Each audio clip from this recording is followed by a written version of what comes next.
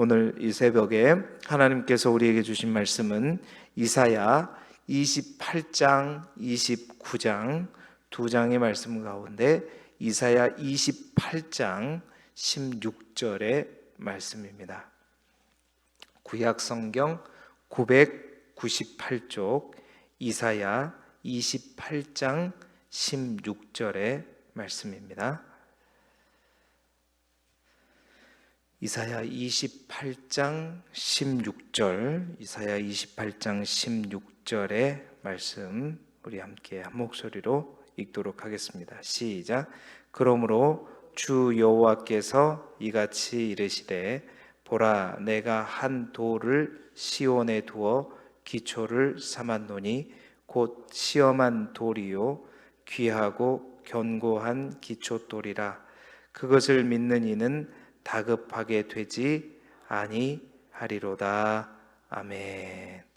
오늘은 이사야 28장, 29장 두 장에 있는 말씀을 가지고 교재에 있는 제목대로 남유다에 대한 하나님의 경고, 남유다에 대한 하나님의 경고라는 제목으로 말씀의 은혜를 함께 나누도록 하겠습니다. 우리 교재에 나와 있는 포인트 16쪽에 나와 있는 포인트를 함께 읽어보도록 하겠습니다. 시작. 남유다를 향해 탄식하시는 하나님께서는 그들이 희망을 놓아버린 그곳에서부터 구원의 역사가 일어날 것을 선포하십니다. 아멘. 여러분의 기도 덕분으로 이제 서울에 잘 다녀왔는데요. 지난번에 말씀드린 바와 같이 이제 CT랑 다 검사를 마쳤는데 그냥 돌으로 판명돼서 이제 병원이 크다 보니까 또 일정을 다시 잡아가지고 또 수술을 수술하면 이제 그 전날에 입원해서 이제 다음 날에 수술하고 이제 빠르면 하루, 이제 길면 이틀 정도 입원했다가 이제 내려온다고 얘기하더라고요. 그래서 다시 한번 일정을 잡아서 올라가야 될 것 같습니다. 기도해 주셔서 감사하고 또 하나님께 영광을 올려드립니다.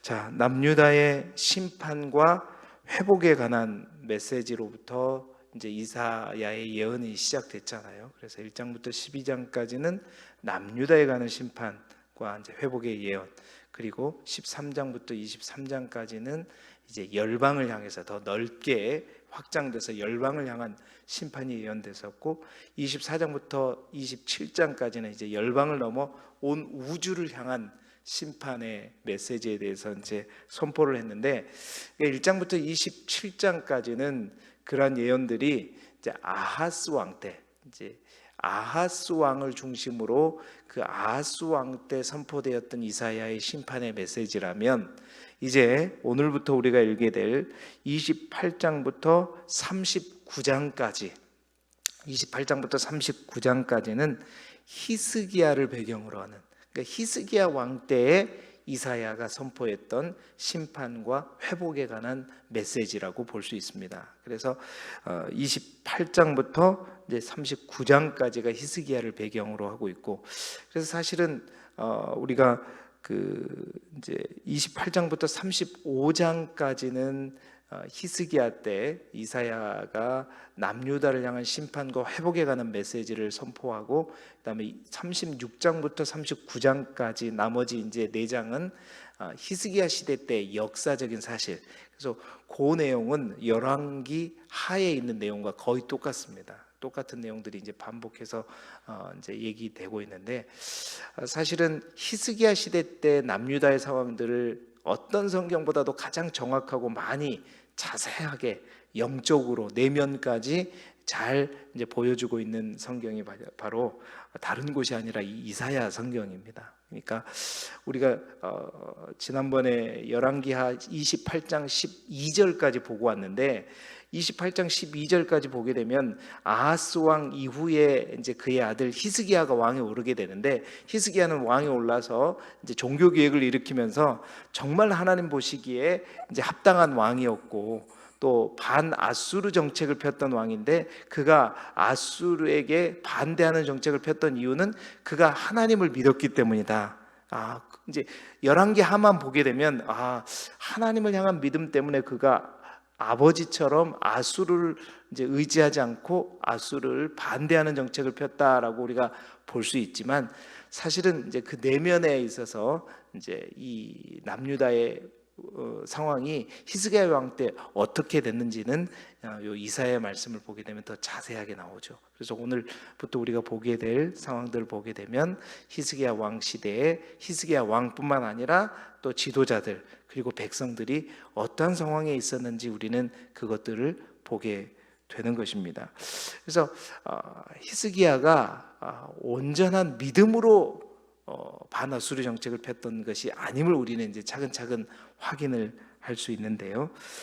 그래서 이제 28장부터 35장까지 그 히스기야 시대 때 이사야의 예언을 주도하는 단어가 뭐냐? 화 있을진저라고 하는 단어입니다. 계속해서 여러분 보게 되면 성경에 화 있을진저가 나올 때마다 이제 이게 색칠을 해보시게 되면 35장까지 히스기야 시대 때 이사야의 심판의 예언을 이끌어가는 핵심 단어예요. 그러니까 그 말은 뭔 말이냐면 히스기야 시대 때 이사야의 예언 또한 심판 위주로 예언했음을 볼 수 있습니다. 물론 회복에 관한 메시지가 뒤로 갈수록 이제 많아지기는 해요.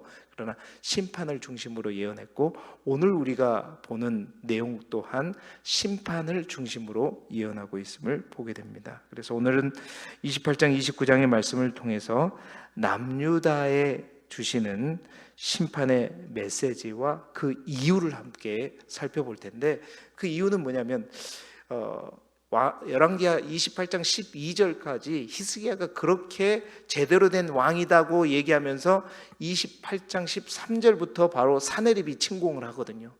그러니까 그렇게 잘했다면 왜 아수르가 침공하게 하나님이 두었을까? 약간 우리가 의심을 할 수 있는데, 그 이유를 오늘 우리가 이제 찾아볼 수 있습니다. 하나님께서 남유다를 심판할 수밖에 없었던 이유를 28장 29장을 잘 읽어보시게 되면 대략 세 가지로 요약을 할 수가 있어요. 그 첫 번째가 뭐냐? 영적인 무지 때문이었습니다. 영적인 무지.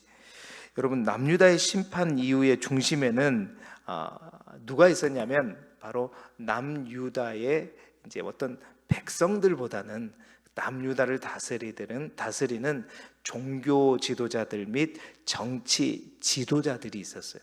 그들이 어땠냐? 영적으로 무지했다는 거예요. 특히 종교 지도자들이 그랬단 말입니다. 제사장들과 소위 말하는 이사야 외의 다른 선지자들이 이제 영적으로 무지, 하나님의 말씀을 깨닫지 못하고 뭔가 환상을 보지를 못했다는 거예요.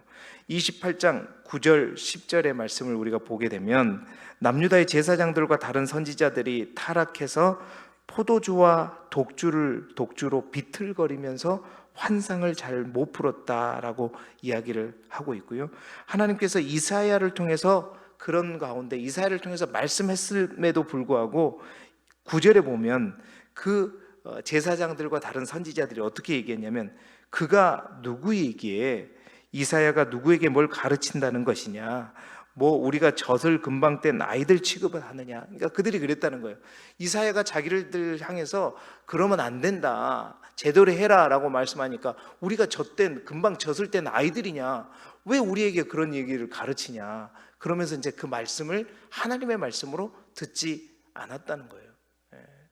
그러니까 선지자들이 많이 있지만 이사야만 오로지 하나님의 음성을 듣고 깨달아서 그들에게 그런 말씀을 전했지만 그들은 무시했다는 거죠. 뿐만 아니라 10절에 보니까 경계의 경계를, 교훈의 교훈을 이렇게 얘기하면서 이 말은 뭐 말이냐, 한 이야기 또 하고 또 반복해서 계속해서 얘기하는데 우리가 뭐 애기냐 이렇게 얘기하면서 도대체 듣지 않고 여기서도 조금 저기서도 조금 하는구나. 그러니까 들으려고 생각하지 않고 그만해라 여기서도 조금만 이제 이렇게 얘기했다는 거죠. 그래서 11절에 그러므로 덧없는 입술과 다른 방언으로 그가 이 백성에게 말씀하시리라. 하도 이사야의 말을 듣지 않으니까 다른 사람의 입술을 빌려서 또 말을 했어요. 그러니까 우리가 이제 열왕기하에 보게 되면 이제 아수르가 침범했을 때 아수르의 군대 대장인 랍사게를 통해서도 말하거든요. 하나님이 간접적으로 말을 해. 그렇게 말을 해도 못 들어요. 아무리 말을 해도 귀가 닫혀버리니까 하나님의 말씀으로 듣지 못한 이스라엘의 유다의 지도총들을 향해서 말씀하고 있는 것입니다. 그리고 여러분 29장으로 넘어오시게 되면 29장 10절, 하나님은 결국 이들이 이렇게 듣지 못하고 보지 못하는 맹인과 같이 되는 이유가 도저히 돌이키지 않는 그들을 향해서 여호와께서 깊이 잠들게 하는 영을 너희에게 부어주고 너희의 눈을 감기셨다라고 얘기하는 거예요. 그러니까 아무리 얘기해도 듣지 않으니까 하나님께서 오히려 그들에게 이제 깊이 잠들게 하는 영을 부어줬고 눈을 감기게 하셨다. 결국 하나님께서 결국 그들이 더 듣지 못하고 더 보지 못하도록 만들어 버리셨고, 또 29장 11절에 그러므로 모든 계시가 지도자들에게 봉한 책의 말처럼 되어버렸다라고 말씀하고 있는 겁니다.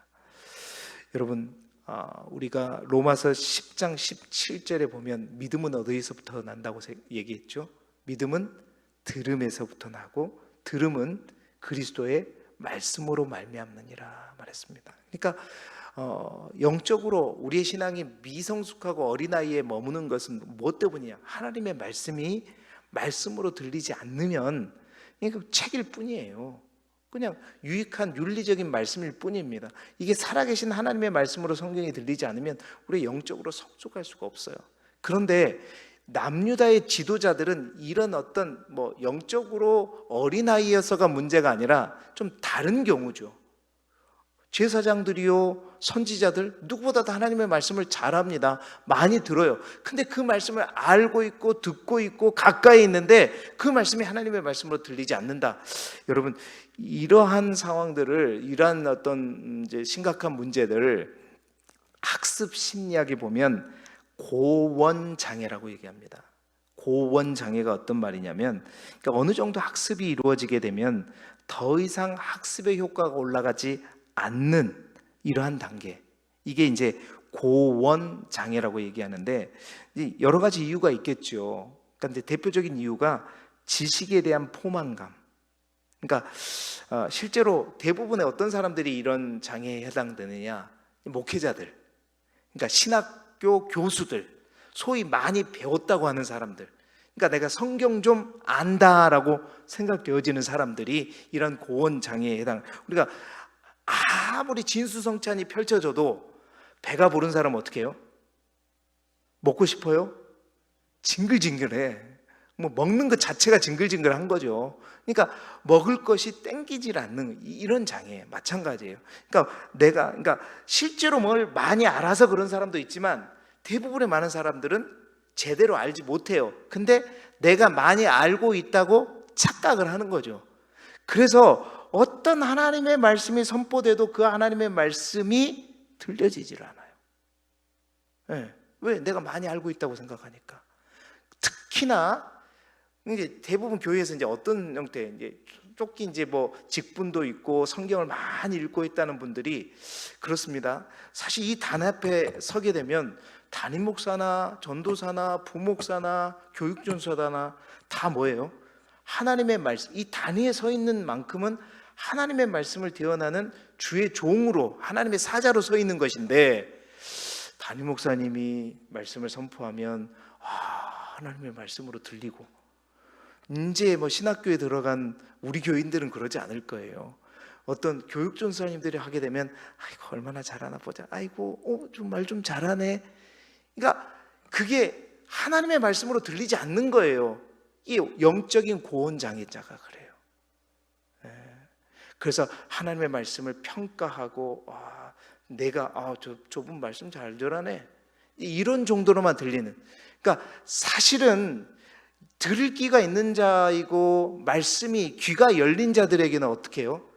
하나님의 말씀이 사실은 한 말씀 한 낱말만 들려도 어떻게 해요? 그 말씀이 우리의 영혼을 쪼개는 거거든요. 그 말씀이 하나님의 그 한 소절의 말씀이, 한 절의 말씀이 우리의 영혼들을 완전히 새롭게 하게 되는 것이거든요. 그런데 그러지 못하는 것들, 그런 말씀이 들려지지 않고 말씀을 평가하려고 하는, 말씀을 말씀대로 듣지 않는, 사실은 이스라엘의 남유다의 지도자들이, 또 영적인 지도자들이 그랬단 말입니다. 하나님의 말씀과 먼 게 문제가 아니라 오히려 그들이 포만감, 하나님의 말씀을 많이 알고 있다고 해서 그 말씀이 들리지 않는, 여러분, 우리는 그렇게 되지 말자. 제 자신도 마찬가지입니다. 누가 말씀을 전할지라도 그 말씀을 듣고 그 말씀이 하나님의 말씀으로 들려질 수 있기를. 우리가 말씀을 읽을 때도 마찬가지예요. 그래서 지식의 말씀으로 읽는 것이 아니라 우리의 심령을 쪼개는 하나님의 말씀으로 들을 수 있는 저와 여러분이 되시기를 주님의 이름으로 축복합니다. 첫 번째 이유가 그거였어요. 두 번째 이유는 뭐냐? 바로 외식적 습관적인 신앙 때문이었습니다. 자, 히스기야 시대에 남유다를 향한 심판의 두 번째 이유가 29장 1절 2절에 그 이유를 비유를 들어서 잘 설명하고 있어요. 여러분, 이건 여러분들이 좀 잘 들으셔야 되는데 29장 1절 2절에 보니까 어떻게 얘기하고 있죠? 1절에 뭐라고 그래요? 슬프다 아리엘이여 아리엘이여. 여러분, 아리엘이 뭔지 아세요? 잘 모르죠. 또 다윗이 친 성읍이여 해마다 절기가 돌아오려니와 내가 아리엘을 괴롭게 하리니 그가 슬퍼하고 애곡하며 내게 아리엘과 같이 되리라 말이죠. 자, 여러분, 이 아리엘이 무엇인가? 슬프다, 이 말은 다른 말로 하면 계속해서 이제 반복되는 화 있을진저 똑같은 말입니다. 화 있을진저 아리엘이여 아리엘이여 다윗이 친 성읍이여. 그래서 여러분, 이 첫 번째 1절에 나오는 아리엘의 가로 일본으로 해가지고 각주가 되어 있어요. 성경 밑에 보니까 뭐라고 되어 있냐면 예루살렘을 가리킴 돼 있죠. 두 번째 2절에 나오는 아리엘에도 각주 2번이 돼가지고 여러분 성경 밑에 보게 되면 뭐라고 되어 있어요? 하나님의 제단 면이다 라고 되어 있잖아요. 똑같은 아리엘인데 첫 번째는 예루살렘이고 두 번째는 하나님의 제단 면이다 라고 되어 있는데, 여러분, 아리엘이라고 한 것은 원래 뭐냐면 하나님의 제단에, 번제단에 있는 사면을 가리키는 단어입니다. 그런데 첫 번째 슬프다 아리엘이여, 이 말은 뭐냐면, 이걸 알려면은 이제 사무엘하 5장 6절부터 10절을 가보면 아는데, 여러분, 이제 다윗이 하나님 앞에 기름을 부을 때 세 번의 기름 부음을 받을 때 3차로 세 번째 기름을 부음으로 말미암아 다윗이 이제 남북을 통일하는 통일왕이 됐지 않습니까? 그 통일왕이 되고 나서 다윗이 제일 먼저 했던 일이 뭐냐면 400년 동안, 제가 지난번에 말씀드린 400년 동안 점령하지 못했던 여부수 족속, 그 여부수가 차지하고 있는 성이 다윗성이요 예루살렘 성이었단 말이에요. 근데 다윗이 통일왕이 되자마자 400년 동안 점령하지 못한 그 성을 점령하러 갔을 때 그 여부수 사람들이 다윗을 향해 조롱했죠. 맹인과 저는 자도 너를 다 이길 것이다. 그러자 이제 요압을 보내가지고 단칼에 어떻게 해요? 그 여부수성을 점령해서 그 성을 다윗성이라고 불렀고 그것을 수도로 삼아 그 성이 예루살렘 성이 되었잖아요. 자, 이 첫 번째 아리엘이라고 하는 것은 제단 사면이라는 건, 번제단은 사면이 둘러싸여 있고 그 안에 뭐가 있어요? 제물을 놓고 제물을 태우지 않습니까? 첫 번째는 여부수가 그 제물이 되었고, 그러니까 다윗이 사면을 포위하게 된 그러한 아리엘이었단 말입니다. 무슨 말인지 아시겠죠? 근데 두 번째는 이제 하나님의 말씀을 듣지 않는 이스라엘 백성을 향해서 두 번째 아리엘이여라고 하는 것은 이제 이 예루살렘에 있는 유다 백성들이 제물이 되고 그 대단 사면을 누가 감싸고 있냐면 아수르가 감싸고 있는 거예요.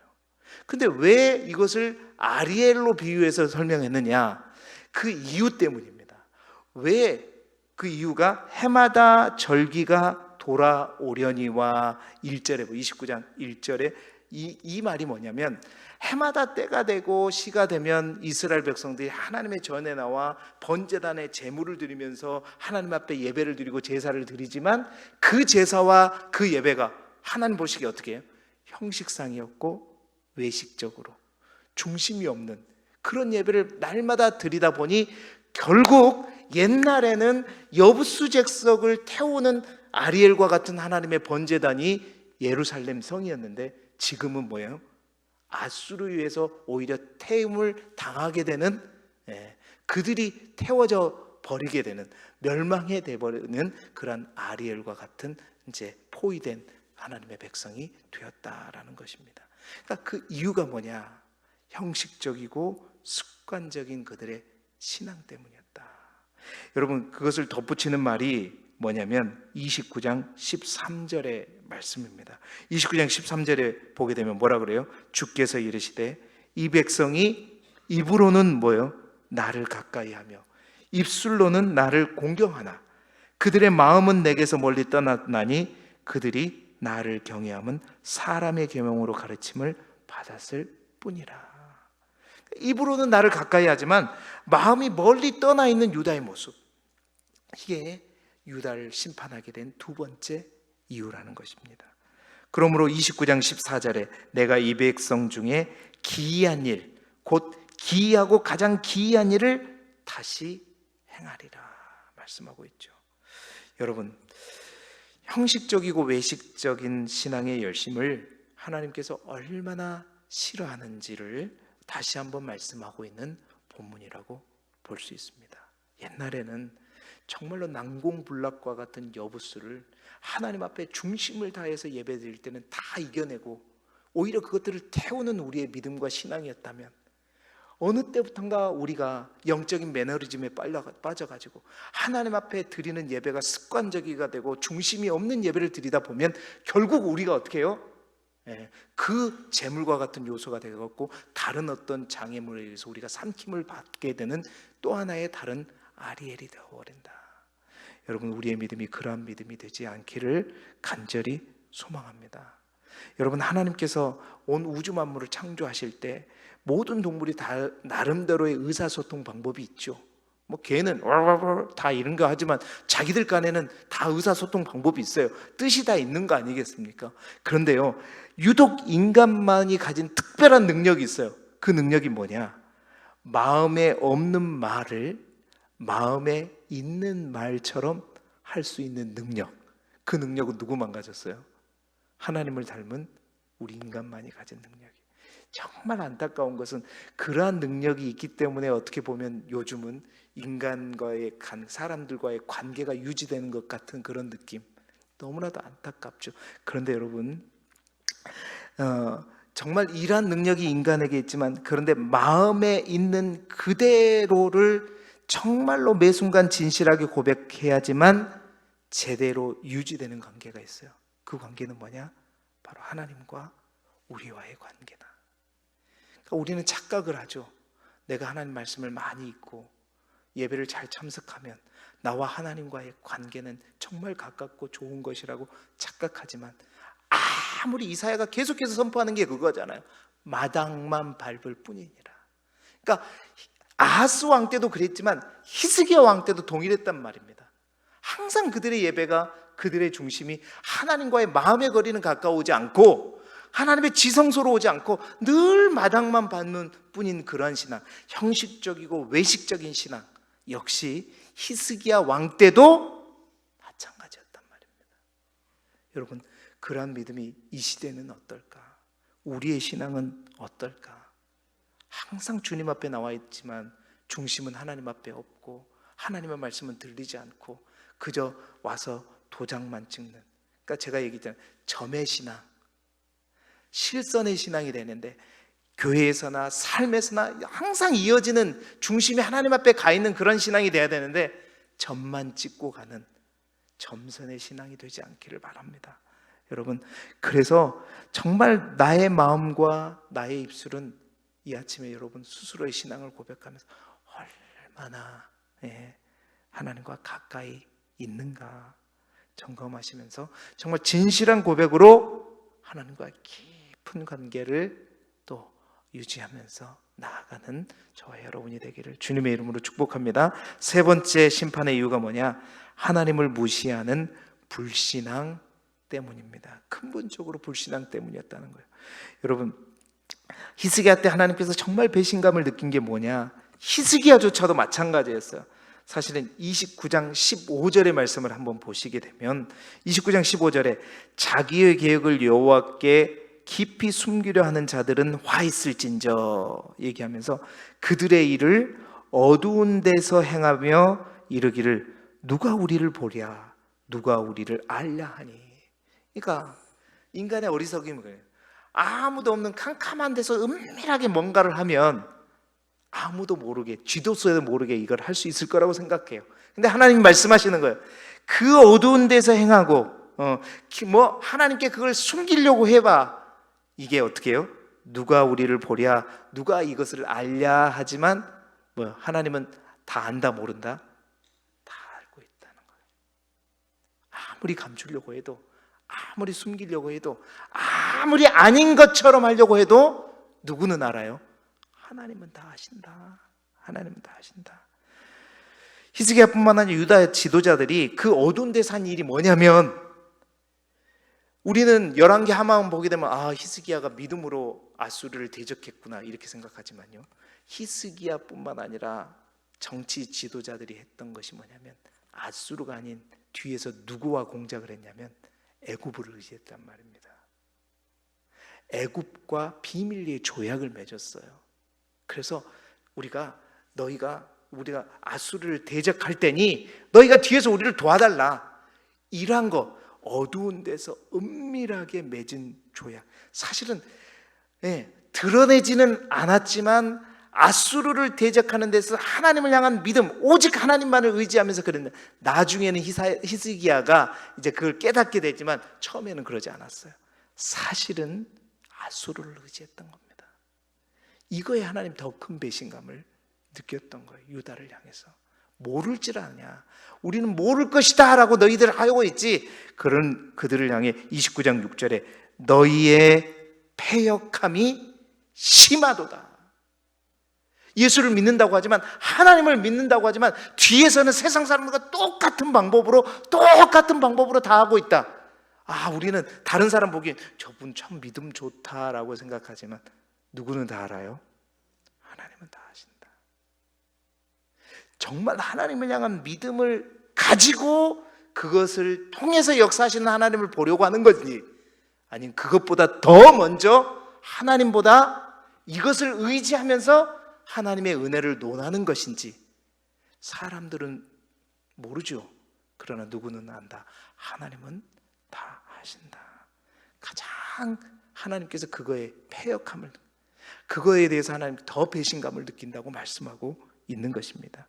자, 이러한 유다의 근본적인 불신앙을 28장 16절에는 기초돌에 비유해서 설명해요. 28장 15절 16절 보시게 되면, 보라 내가 한 돌을 시온에 두어 기초를 삼았노니 곧 시험한 돌이요 귀하고 견고한 기초돌이라 그것을 믿는 이는 다급하게 되지 아니하리로다. 하나님께서 시온에 기초돌을 뒀대요. 여러분, 이 기초돌이라는 건 뭐냐면, 이스라엘은 4월부터 9월까지가 건기인데 9월부터 10월 초에 이른비가 내려요. 그 이른비는 양이 엄청나거든요. 왜냐하면 수개월 동안 굳어졌던 땅을 기경하고 녹이기 위해서는 비가 많이 와야 되잖아요. 근데 그 이른비가 왔을 때 홍수가 넘치는 것처럼 비가 많이 오는데, 그때 기초가 튼튼하지 않는 집은 어떻게 돼요? 무너지게 된단 말이에요.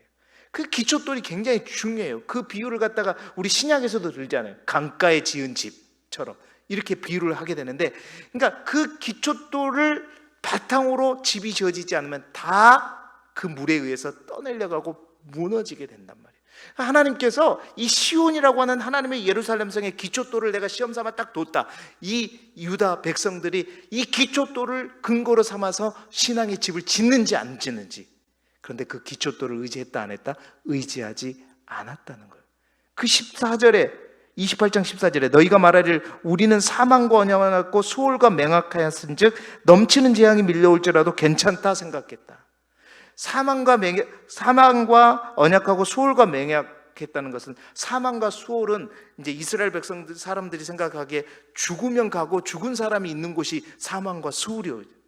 그 사망과 수월과 언약했다는 것은 우리가 그 사망과 수월에게 가지 않는다, 안전하다라고 생각했어요. 그것은 무엇을 의미하냐면, 그들이 애굽을 의지하면서 애굽을 이제 신뢰하면서 애굽만 의지하면 우리는 망하지 않는다, 우리는 어떠한 재앙이 밀려와도 아수르가 침범해도 무너지지 않는다라고 생각했던, 사망과 소울과 우리는 멀 것이다라고 안전하다고 생각했다는 것, 다 착각이단 말이에요. 여러분, 우리의 기초돌은 무엇입니까? 오늘 정말 계속해서 반복되는 내용 같지만 이사야는 오히려 반복되는 내용을 통해서 우리의 신앙을 계속해서 점검하고 있는 거예요.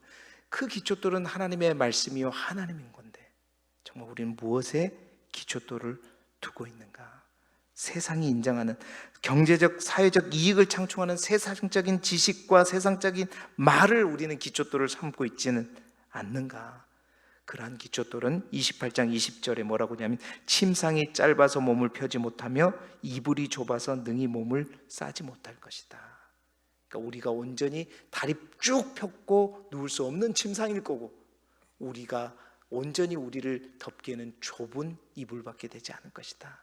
그러니까 무용지물이 될 것이다 라고 얘기하는 거예요. 여러분 이사야서를 읽게 되면서 제가 계속해서 느끼는 건 과연 다윗은 다윗이다. 왜 다윗 하는지 알겠더라고요. 다윗은요 정말 하나님 앞에 제대로 된 믿음과 신앙으로 갔잖아요. 그는 항상 고백하기를 여호와는 나의 목자시요 요새시요 피할 바위시요 능력이요 힘이요 피난처다. 이렇게 고백할 수 있는 진심 어린 이 고백이 얼마나 중요한 고백인가. 오늘 말씀을 통해서 우리의 신앙을 다시 한번 점검하시면서 정말로 하나님을 온전히 의지하는 우리 모두가 되기를 바라고 정말 하나님과 가까워지는 외식 없이 형식적 없이 나아가기를 바라고 하나님 말씀 앞에 겸손한 우리 모두가 되기를 주님의 이름으로 축복합니다. 기도하겠습니다. 하나님 아버지